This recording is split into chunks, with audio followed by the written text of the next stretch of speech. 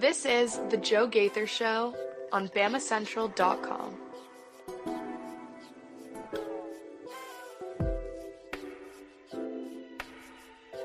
Good afternoon, Tuscaloosa, Internet World, West Alabama. How are you doing today?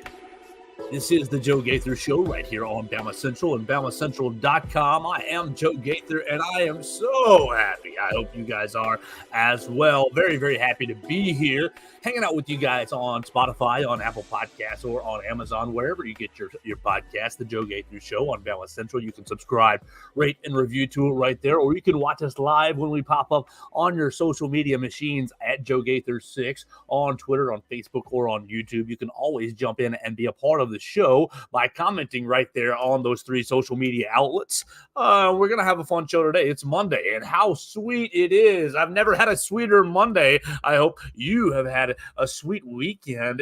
We're going to talk Alabama basketball. Alabama basketball becomes one of the 16 teams in the Sweet 16 after a great weekend, a fun weekend, a wild weekend of NCAA tournament action. We're going to talk about that. We're going to talk about Kim Mulkey and John Calipari at the end, but basically all of this is going to be focused on the Alabama basketball weekend. The last time we talked to you guys, we were heading into the Charleston game, and I was giving you my nerves, my feelings, my fears. I thought that Alabama was going to win, but was not going to cover that 9.5-point spread. Alabama puts that embarrassingly aside, wins 109-96 to get out of round number one, and really had a strong performance against College of Charleston. And then you get to Grand Canyon last night, right there on TBS out there in Spokane, Washington, against all those AI generated people, the pay for play, I guess the paid actors who were in the crowd cheering on the Grand Canyon Antelopes. Made it a road game, but no, Alabama perseveres and plays one of the ugliest games of the year in a win. 172-61, getting to the Sweet 16, and there's a lot to get into over the weekend. And if you have anything that you want to touch on for the basketball or outside of that, you can jump into the comments at Joe Gaither6 on Twitter, on Facebook, or on YouTube as we are live right now. But I'm going to start with my big takeaways from the weekend is this. Look, you are back-to-back Sweet 16s for the first time since Wimp Sanderson was the head coach of the University of Alabama. Now, what are the similarities? You've got a relentless recruiter in Coach Sanderson and Coach Oates, and you've got the plaid jackets. Outside of that, not a whole lot of similarities. I mean, both demanding high effort out of their teams, but Alabama basketball is as healthy as it's been in 30 years, really. And no matter what happens to this point, you're going to play number one seed North Carolina on Thursday evening out there in Los Angeles. No matter what happens to this point, you have had a successful year, and it's silly. It's silly to look at the season that way, to boil the season down to just 2 games. But you didn't win an SEC regular season championship. You can't hold that as a feather in your cap. You can't hold an SEC tournament title in the feather in your cap. You had a good year. You got a 4th seed. So really, did the season come down to 2 games? Maybe, probably it shouldn't have, but I guess it sort of did to some of the simple-minded, like some of the baseline fans.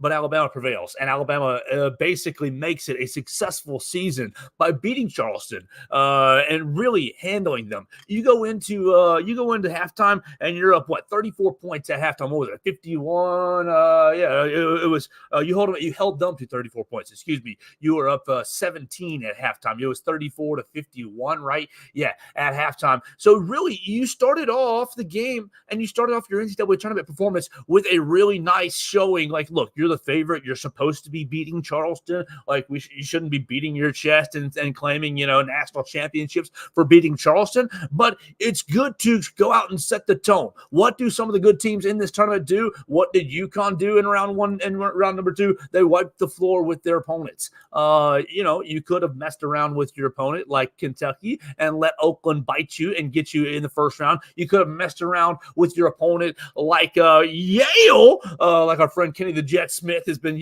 touting on TV. Yale beating the Auburn Tigers. So, it could be you could flip the script, and it could be Alabama going home to Charleston. So, like, look, is it the hardest first round game? But no, but the other 4 seeds all played 13s as well. Yale beat Auburn. You saw a lot of upsets. 14 seed Oakland beat Kentucky as well. Alabama was one of 3 SEC teams to get out of the first round. The SEC embarrassing itself in the first round. And really, I want to fight the narrative that, it just shows that the SEC wasn't as strong as people were touting throughout the entire season. And people were touting the SEC as the number 1 or 2 best conference in the country, right behind the Big 12. But the tournament results to this point really have the Big East and the ACC leading the way. ACC 8-1, losing only Virginia so far in the tournament. Well, they're having the best tournament showings. Were they the strongest conferences? I know we loved our SEC basketball, and I felt like it was as competitive as any league in the country. But I think you're splitting hairs. It becomes splitting hairs and kind of a battle of matchups when you look at conference record. Alabama, SEC was 3-5 in the first round. Is that terrible for the league? Yeah, it is. Does it mean that the league was not as good as people said? No, I don't think so. I don't think that's it at all. What I do think is that you look at your Virginia, who got let into the tournament. You got a couple of bubble teams that were let into the tournament. That maybe you should have had your St. John's and Providence, and Indiana State certainly should have been in this field. And who knows how they would have fared. But now you're here at the Sweet 16, and you've got mostly chalk throughout the tournament. What did I see? The first time since 2019? Was that what it was? That you had the number 1 and number 2 seeds making it to the Sweet 16 in each bracket. So it's going to be a fun Sweet 16. It's going to be loaded. It's going to be absolutely loaded, and I cannot wait for it. But really, just impressive to me for Alabama, everything that they went throughout the year. I mean, we've touched on it throughout the year a dozen times. You lose who you lost into the NBA in Brandon Miller and Noah Clowney and Charles Bediako, and you lose who you lost in the transfer portal and Namari Burnett and Javon Quinterly, and you see some guys in other places doing well, and you wish them well, but you lose who you lost on the bench with your assistant coaches. They're all taking head coaching jobs, and they're doing getting off to their first season. Some of them better than others. We see you, Brian Hodgson, and hopefully Charlie Henry and Antoine Petley can continue to build on their first year. But you lost all the assistants. You brought new assistants in, and you competed for the SEC regular season championship. I mean, down to the last weekend, second to last weekend, basically in that Tennessee game. You didn't really, unfortunately, we got to be honest with ourselves. You got to be honest. You didn't really compete for an SEC tournament title. You were one and done up there in Nashville and really put on kind of a dismal effort, if I'm being honest. First 4 minutes of that game against Florida were amazing, but a dismal effort after that. And so, you put yourself.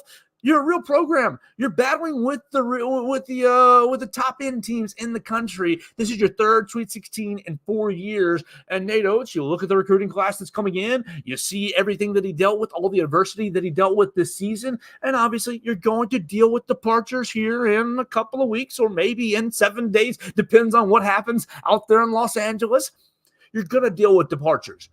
But what's incoming and what you think you're going to retain, I think sets you up for consistent success next year as well, competing for an SEC tournament or regular season title.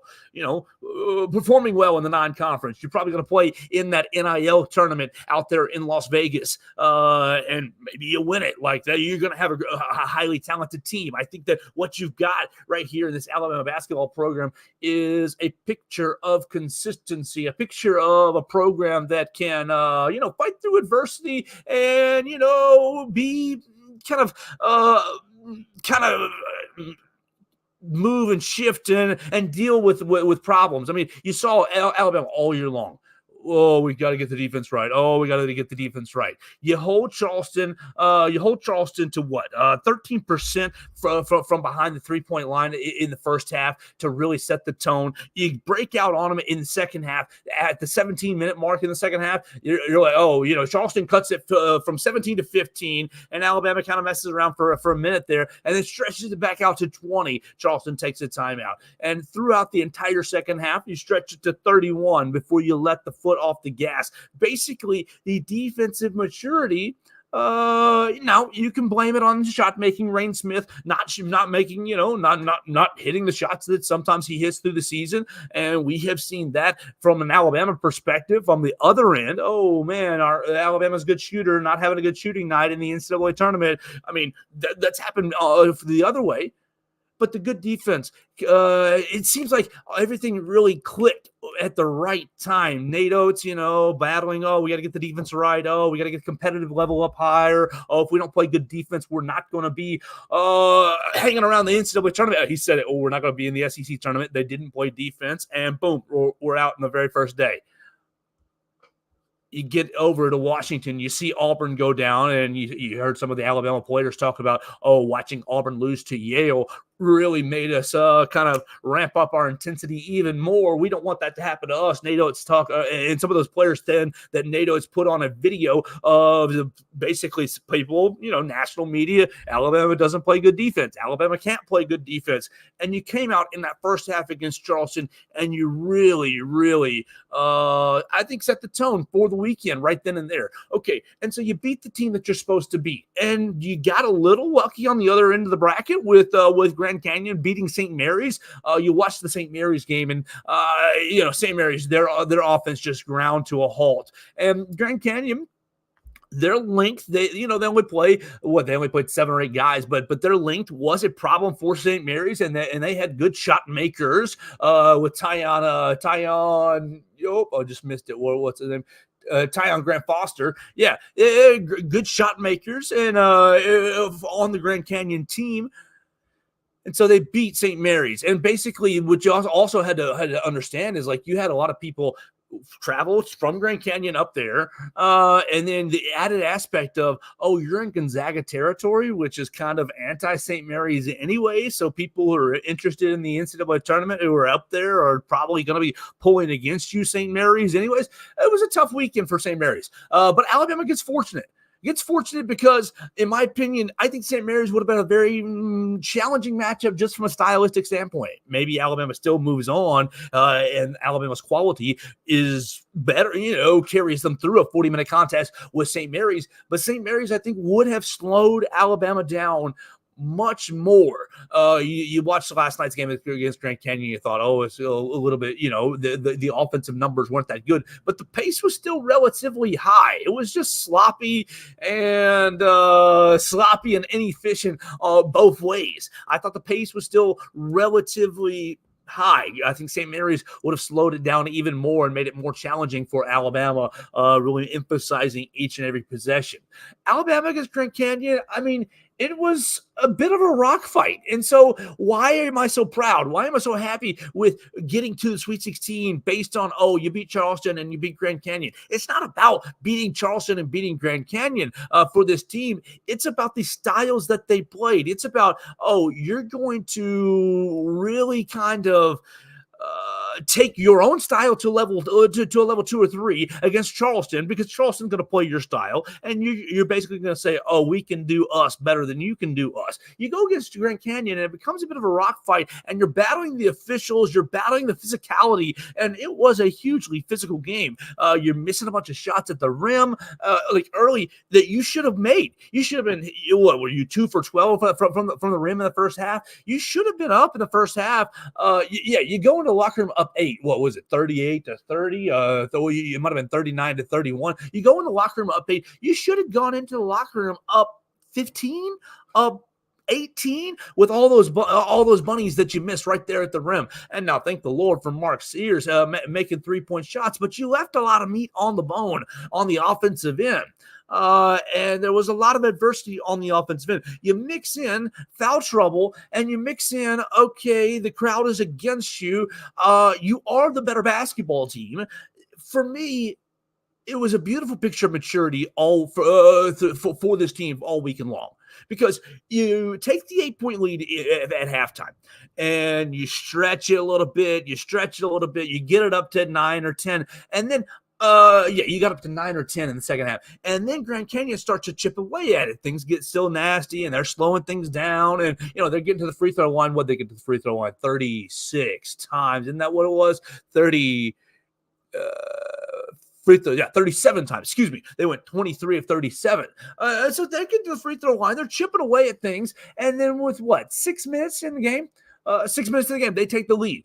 And, okay, it makes me think back to December. And it makes me think into the conference games that Alabama lost as well.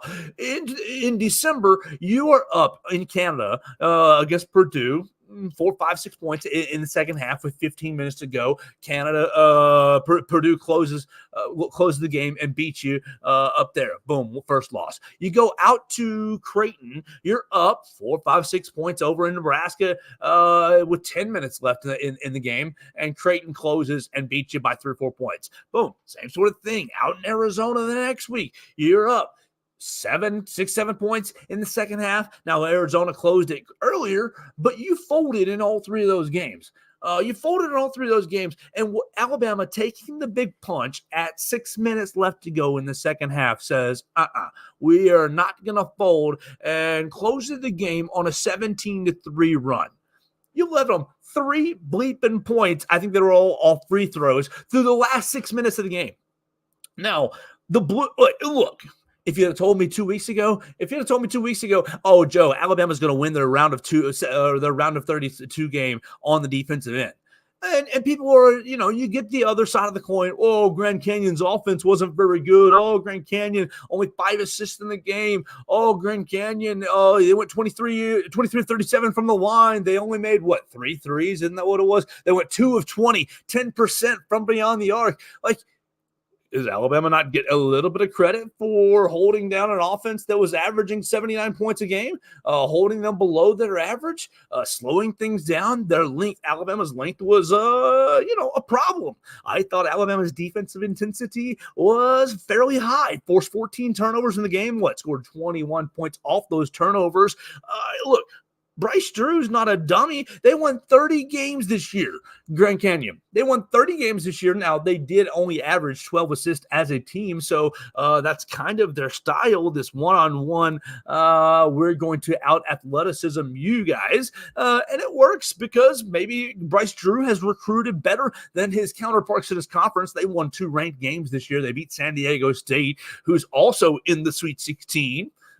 So, it's not a terrible basketball team. I think that really a combination of the officials, a combination of Alabama's effort, and really just the moment made it into kind of an ugly game. And really, honestly, we're looking at Grand Canyon. I think this was their second tournament appearance as a program. You're looking at Grand Canyon. Maybe this is just a step for them as a program. It was a little too much for them. Obviously, their fan base was big enough to travel. We'll see how they continue to do. But Alabama getting into the second round, largely in part from its defense. I mean, you shot the basketball 24% from beyond the arc against Grand Canyon. 24%. 24% from three-pointer. What was your record this year, Alabama, when you went 24% or worse? You were 1-6. 1-6 this year. You were at Creighton under 24%. You were at the Arizona game. You were under 24%. You were under 24% against Tennessee up there in Knoxville. You were under 24% right there. The only game you won was the overtime game here, right here in Coleman Coliseum without Latrell Wrightsell. So you battled through a bad 3-point percentage, and you won the game on the defensive end, which is everything that Nate Oates has preached to this team, or has been preaching for his program for the last 5 years. And so that's what made it so satisfying as someone who's followed the team all year. As okay, oh my gosh, things are clicking as far as look. you know when you see it. You know when the effort is high. You know when they're diving on loose balls. You know when they're chasing down blocks. You see Mohamed Diabate, and we'll talk about him as we continue. You know it when you see it, the effort being high. And whether it is, oh, well, the other team just can't score because maybe they don't have quite the level of player that you have, you still know, oh, that guy on the Alabama side in the white retro jersey, he's tuned on. He's turned on. He's you can see what their levels of intensity are. And I thought that this weekend, the 2-game set was probably the best we've seen out of this group all season long, and it manifests in a trip to the Sweet 16 to Los Angeles. And so I'm just impressed. I'm impressed with Nate Oates. I think that you should be as well. And really, at this point, you roll the dice with house money. You look at the rest of the Sweet 16 field and you think, oh, bleep, you're 0-6 against the rest of the Sweet 16 field. Yeah, you get 2 losses against Tennessee in there, but you lost to Arizona, you lost to Purdue, you lost to Creighton, and who else sneaks in there? Oh, the SEC tournament, SEC Challenge victor, Clemson, who came in and beat you on a Tuesday, Wednesday night. The tennis court match, unbelievable. Unbelievable field for Alabama, and unbelievable job scheduling once again for Alabama. People ask, oh, why is Alabama a 4 seed with what were they, 20 something wins this year? Not an amazing record, 22 wins, not an unbelievable record. I'm just making that up. That's not who was that the record? 23-11. Okay, no, I wasn't that far off. That was right off the top of my head. 23-11. Like, that's not 30 wins like Grand Canyon had. That's not 32 wins like 33 wins like UConn has. But why are they in the tournament as a 4 seed? Because you scheduled so hard. I mean, yeah, you kind of get a little lucky with the ACC SEC Challenge working out that way for you, that Clemson is on an upswing and having a good season. And you get a good opponent. Like, obviously, you want to win that game. But, like, you look to the field, Oregon, you know, you played and you beat Oregon, you basically took Creighton to the wire. So, like, it's a great field. Alabama challenged itself throughout the season. And at this point, I think you're playing with house money. I think that really, look, you are 40 minutes away from getting to the furthest you've ever gotten. Can you beat North Carolina? Maybe. I think that you are right there in that game. You look at ESPN analytics, and it's what, a 52% chance is what it gives Alabama, which that's a surprising factor. You look at Las Vegas, Alabama a 3.5, 4.5 point underdog in that game out there in Los Angeles. But look, I put you in an Alabama fan's shoes in November, in October, in August, and I say, look, bro, look, sis, whatever you got, look at all the things that have happened over the summer and all the things that have happened over the offseason. I'm going to give you a chance to go to the Elite Eight against the number 1 seed that you've beaten before, against the weakest number 1 seed, arguably the weakest number 1 seed left in the field, as a 4-point underdog, 2,500 miles away from their campus. It ain't gonna be a North Carolina home game.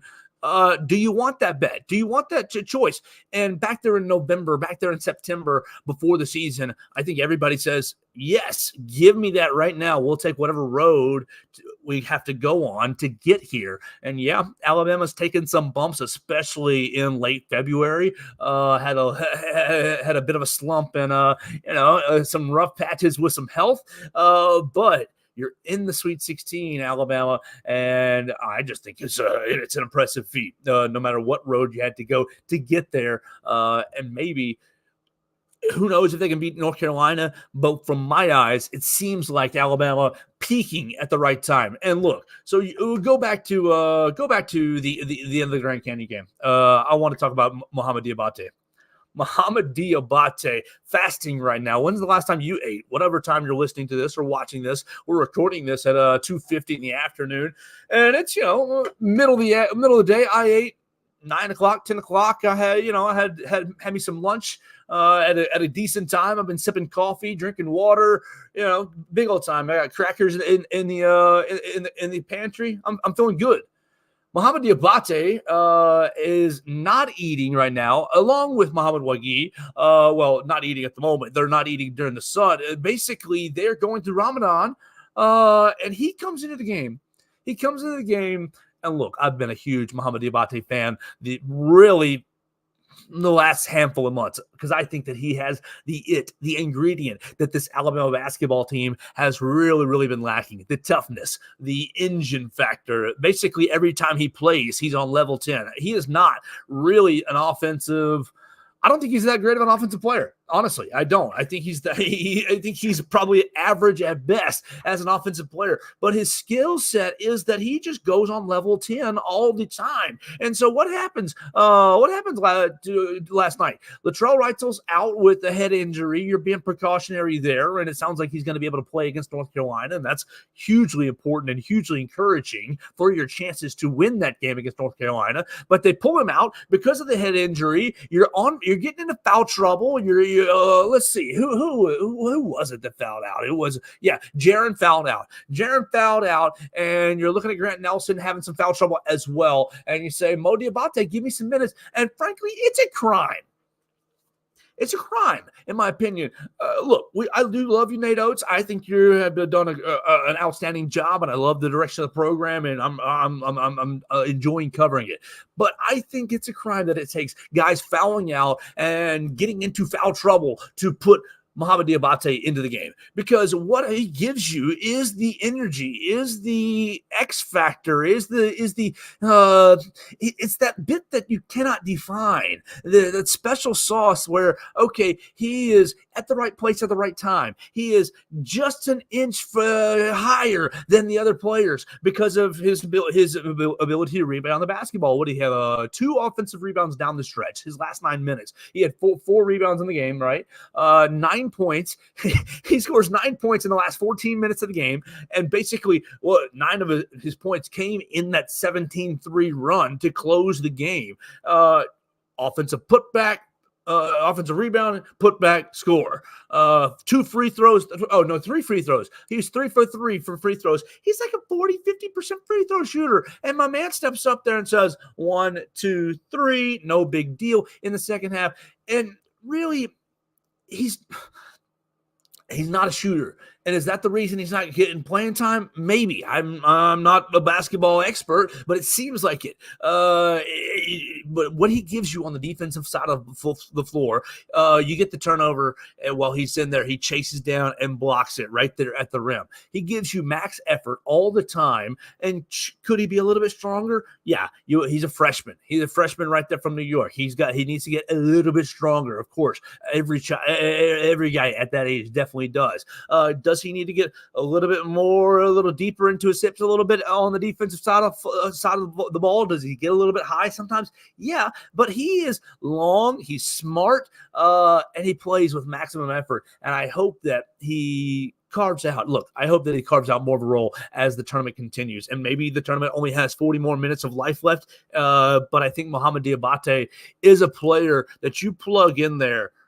Not a starter, no. Not calling him to start over the 4x1 4 guard lineup. No, not by any means. And really, I like Jaron Stevenson's contributions, and I love what Sam Walters has given you as a shooter. Obviously, he's a better shooter than Mohamed Diabate, but somewhere in the minutes, in the Jaron Stevenson, Sam Walters minutes, somewhere in the Mohamed Wague minutes. I know Mohamed Wague is beneficial, for his size, but it has a little bit of the foot issue, the mobility issue. But somewhere in those minutes, you got to carve out more time for Mohamed Diabate. Maybe it's in the Rylan Griffin. I'm not going to take Rylan off the floor that much for his defense.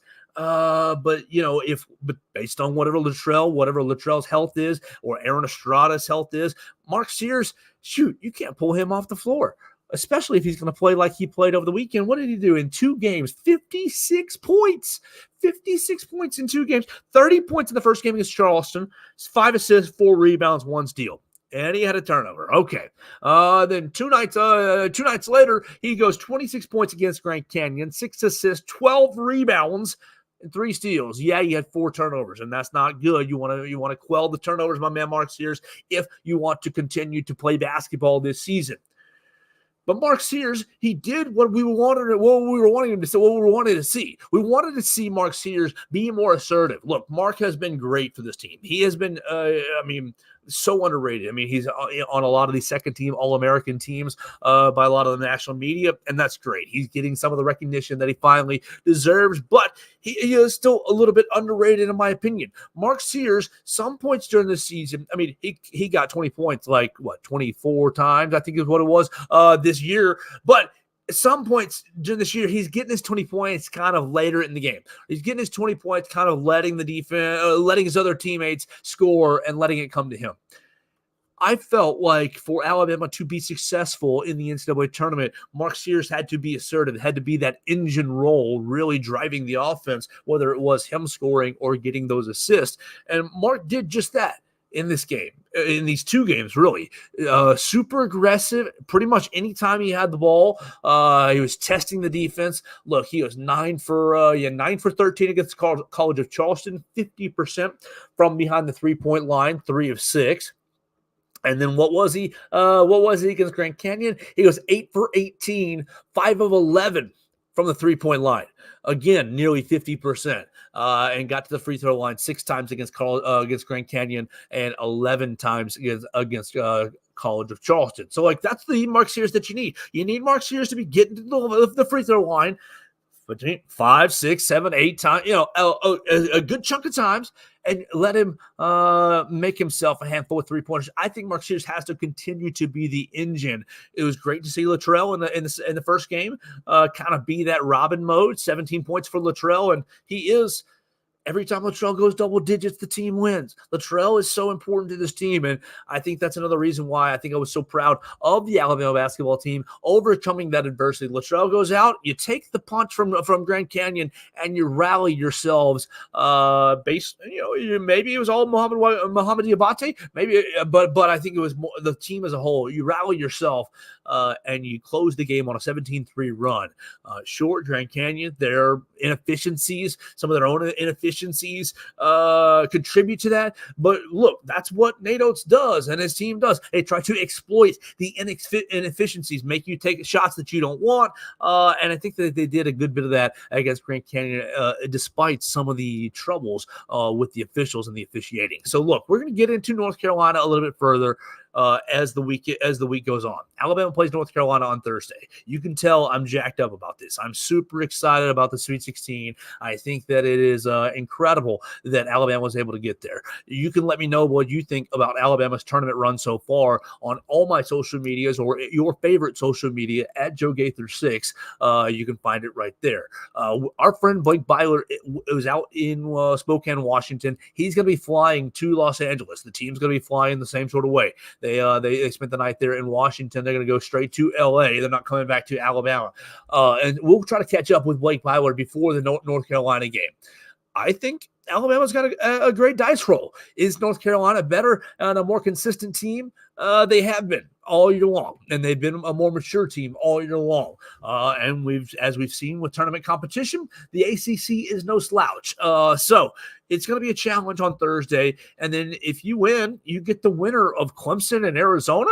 Oh, 2 teams that beat you already this year. I mean, what better motivation to go to the Sweet 16 than that? And Clemson beat you here in Coleman Coliseum right there in, November? Many, many months ago. Obviously, Clemson has grown as well, but Alabama's much different from that game. Now, it won't be in Coleman Coliseum, but much different. And then if you get Arizona, you're not going to be playing in Arizona's backyard. Obviously, you're still in the West in Arizona. That's a much closer trip for their team and their fan base. So they'll have a little bit of an advantage there. But another great chance to rectify your wrongs and have for a chance at the Final Four, for a chance at school history. And look, how crazy is that? If you had told us a couple weeks ago, oh man, Alabama, you've lost 3 of your last 5. You've lost your SEC SEC regular season championship. Oh, you've gone out in the first round of the SEC tournament. Oh, and now you are a couple of steps away from school history and a couple of not so crazy steps. Now, North Carolina is the favorite, and Arizona is probably going to be the favorite if Arizona is the matchup. But that's not going to be it's not that crazy. It's not that wild it's not that wild to think that Alabama could beat North Carolina, it could beat Arizona or Clemson to go to the Final Four. So you're right there, and we're going to celebrate it and talk about it all week long on the Joe Gaither Show right here on Bama Central and BamaCentral.com. Oh, let me see how my notes are. I hit the mark years, I hit maturity, I hit the 25% from three-pointer, held Grand Canyon to 10%. How many missed layups to open the game? Muhammad Diabate, fasting. Latrell Wright still on his head injury.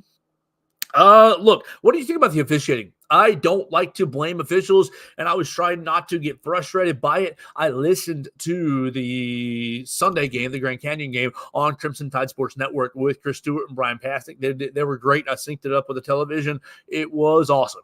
But Brian and Chris were upset, obviously, and a lot of the Alabama fan base was as well. I tried to ignore it because I think largely the officials try to do a good, even job.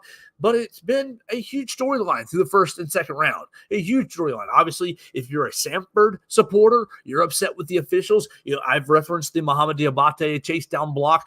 Look, it was, if to the naked eye, I might have called the Muhammad Diabate chase down block a foul over the Samford chase down block. Honestly, and both were clean. Both were clean, and it was a bad call for Samford. And you've seen just complaints from a lot of the fan bases. Look, I know we like to poke fun at Auburn a little bit, but Auburn kind of got a tough whistle with Johni Broome. Like Johni Broome just really, in a couple of instances, was punished for just being bigger than the opponent, than his Yale opponent. What was his fourth or his fifth foul? I don't know if he fouled out, but one of his later fouls came on an offensive rebound where he was just bigger than the Yale opponent. But because he was bigger, he goes pretty much straight up for it and ends up getting called for a foul on the Yale defender. I thought the officiating throughout the tournament, whether you're for Alabama against Alabama,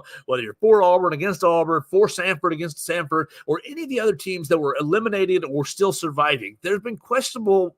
It's been tough. It's been tough to say the least. And so I know it's a difficult job. I know it's not an easy job. And I don't like to really criticize officials because I think that they're mostly out there trying to do their best. And these athletes are moving at a extremely high rate. But it's just, it's got to get better. You got to get better across the board. You don't want a lot of these games coming down to, judgment calls by officials, missed calls by officials.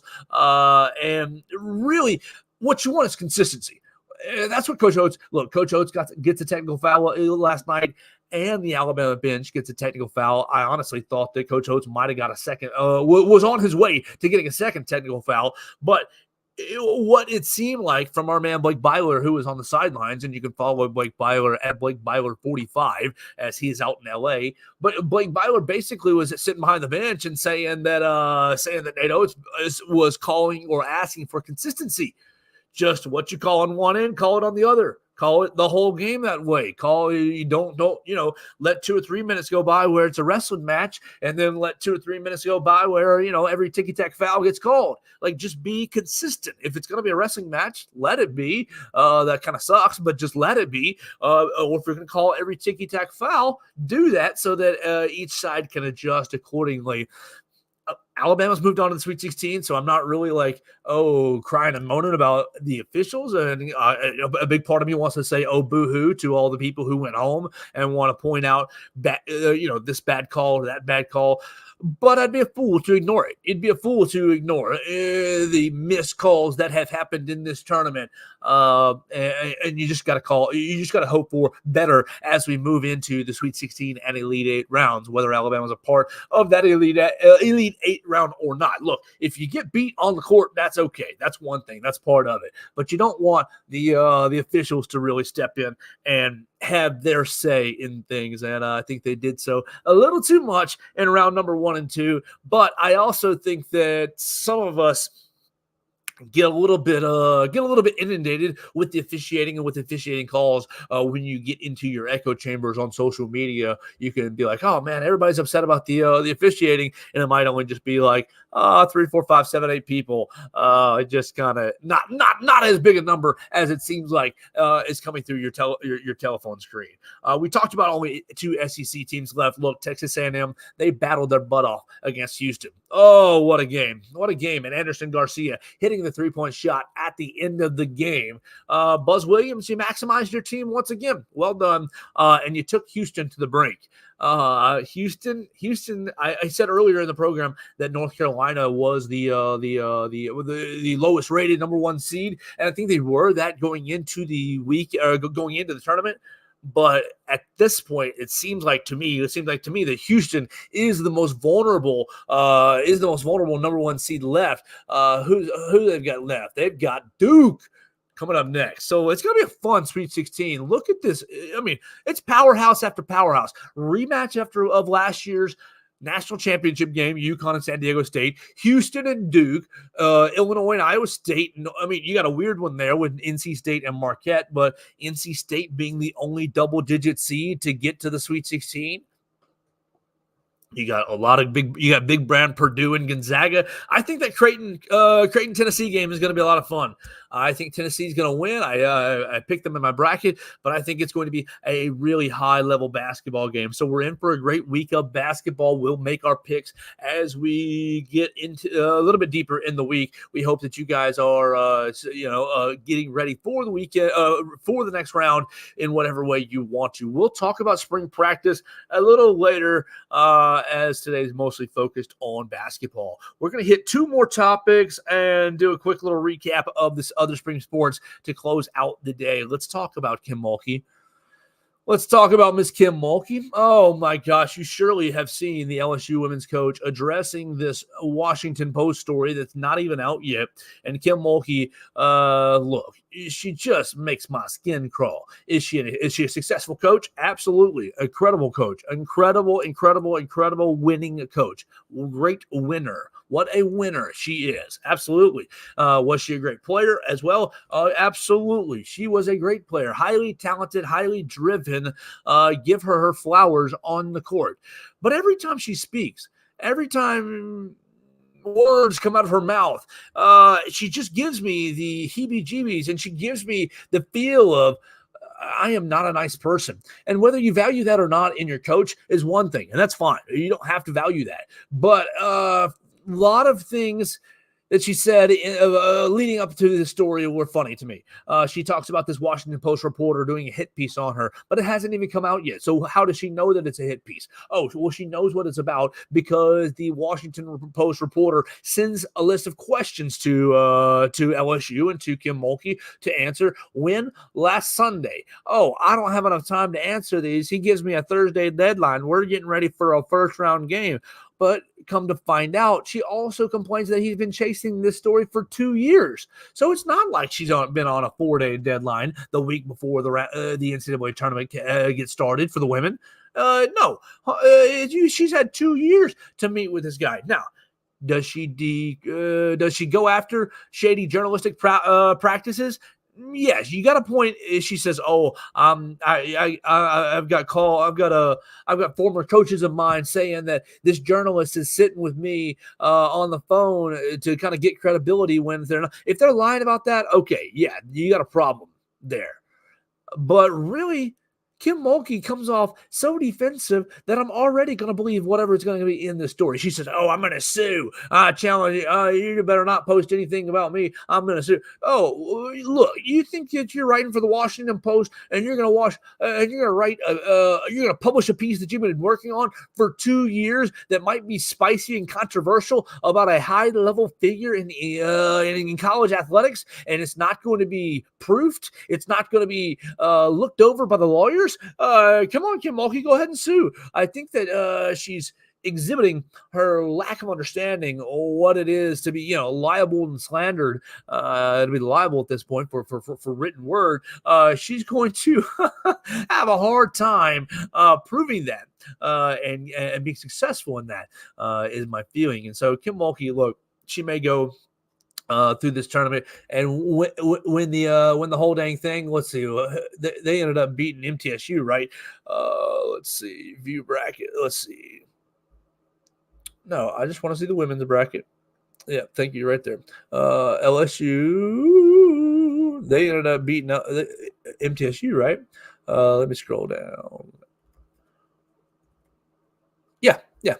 They ended up beating LSU, and they're going to take on the winner of Creighton and UCLA. So, yeah, they went on through. They beat Rice and they beat MTSU. So, obviously, it wasn't a huge distraction for you, Kim Mulkey. Great for you. You win on the floor. Look, there's just a lot about her that just makes me uncomfortable and gives off, ooh, you are not a good person. You are not a nice person. You've got her issues with Brittany Griner and, other players kind of encouraging them to hide their sexuality. You've got her issues. Look, 2 weeks ago, the South Carolina LSU fight. What happens? Dawn Staley comes out and apologizes immediately. Oh, that's not the way our players act. We shouldn't act that way. I'm sorry to the basketball community. And what does Kim Mulkey do? Oh, let them fight, but she should have just fought a girl her own size. Like, that's not what you want. Leading your program and leading youth. Can she win basketball games? Yeah. Can she recruit? Yeah. Can she X's and O's and motivate people? Yes, she can. But I just don't know if that trade-off is good enough. I don't know if that trade-off is worth it. And I'm very, very excited now. I wasn't before, and I probably, look, that story might have been published and never and gone on Twitter and gone on social media and gone on Facebook, and I might have never seen it. I might have never seen it. But now Kim Mulkey calling attention to this, no matter what it is. He could have, she's got 30 unpaid parking tickets. Whoop-de-doo, who cares? But now I want to read it. I want to read about every one of those parking tickets. Now, it could be way worse. It could be something way worse. And I don't want to speculate because I'm not the writer and I don't know.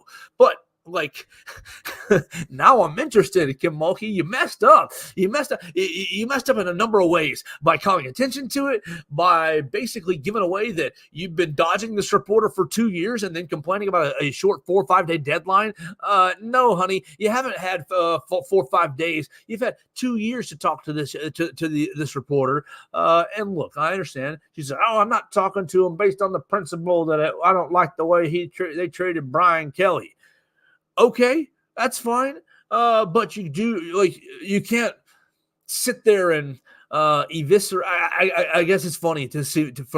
It's funny to me to see her go on the offensive before the piece is even out. Let's hit one more topic, big picture college basketball topic before we have a little roundup, and we'll close out of here for the day. Again, you can find us at BamaCentral at the Joe Gaither Show on BamaCentral on Spotify, Apple Podcasts, and on Amazon. We'd appreciate it if you subscribed, rated, or reviewed the program. We encourage you to subscribe to the Joe Gaither 6 on YouTube or the BamaCentral on YouTube as well. You'll never miss an episode, and there's a lot of great videos on BamaCentral's YouTube channel outside of my videos. You see me, but you'll also see a lot of great content from inside the locker room, specifically this past weekend in Spokane, and much, much more. Practice video from Alabama football and more. John Calipari, is he getting fired or not? I think at this point, now that it's Monday in the middle of the afternoon, that he's not going to be getting fired. It sounds like he's going to be still doing his traditional radio show this evening, and that doesn't mean anything. But oh man, the noise and the heat is up in Lexington. This should give you encouragement if you're watching us from an Alabama perspective or listening to us from an Alabama fan perspective about Nate Oates and that contract extension. You saw Michigan fill their contract, fill their vacancy with Dusty May, the Florida Atlantic coach. Louisville, I think, is still open, still vacant. Vanderbilt just hired a coach. Who did they just hire? Vanderbilt hired a coach like literally right before I hit live. Vanderbilt will hire James Madison coach Mark Byington. So obviously Byington just took JMU to the round of 32, losing to Duke. 2 days?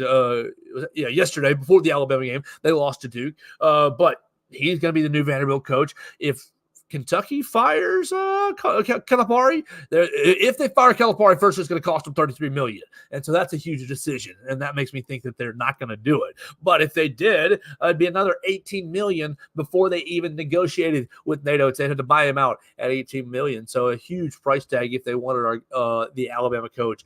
So I don't think that's going to happen.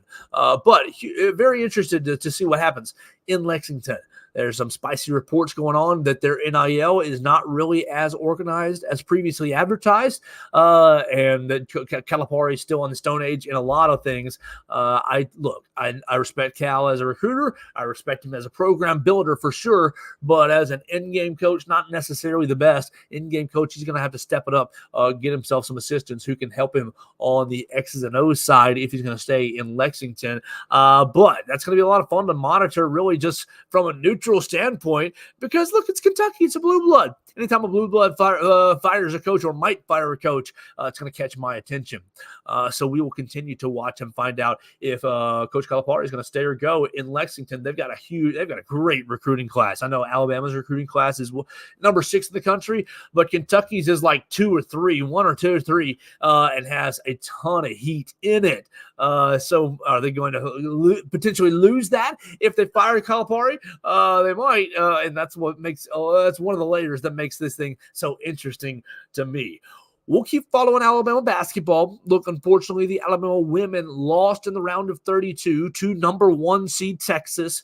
We want to congratulate Coach Christy Curry. We want to congratulate Leah Nye. We want to congratulate Sarah Ashley Barker. We want to congratulate the entire team, Essence Cody, everybody over there for their season. They received a number 8 seed. They beat Florida State in round number 1, and then they ran. I mean, look, the way the NCAA tournament is for the women, their sites are on basically the home sites of the higher seeds. And so obviously it was a road game playing the number 1 seeded Texas Longhorns and coming up a little bit short, but showing a lot of good fight and really took another step forward, I think, as a program, getting back-to-back tournaments and getting to the second round for the second time in 3 years. So good job for the ladies. A second time in 4 years, I think, getting to the second round. So good job for the ladies. And we'll see if Christy Curry continues to grow as they head into their off season. A little roundup for the spring sports, as we have barely covered the spring sports because we've been in postseason basketball mode and spring football. Baseball took a hard weekend, losing to Georgia. Look, they were canceled. They were rained out on Friday. They had doubleheaded on Saturday and had a walk-off grand slam. Georgia walked them off in the first game, and then beat them in the second, and then beat them on Sunday as well. So Alabama 0-3. Oh, that's really tough. After a great first weekend beating Tennessee 2-1, 2 games to 1, it lost to Georgia 3 games to none. And so not a great response. Alabama's going to be taking on South Carolina this weekend. That's going to be at home right here at the Joe.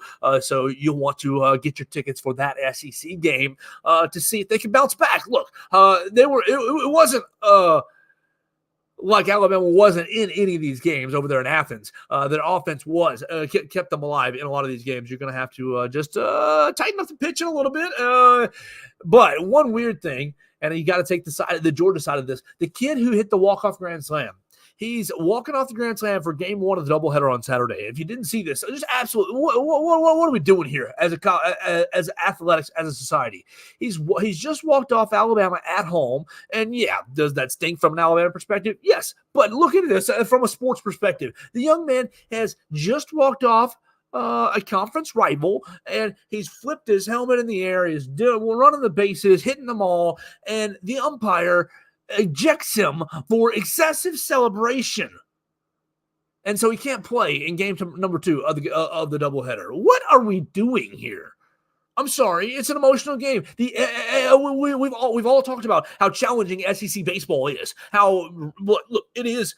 You want to talk about SEC football? Oh, man, the toughest league? Okay. SEC basketball? Oh, it's the toughest league? Okay. It really is in baseball.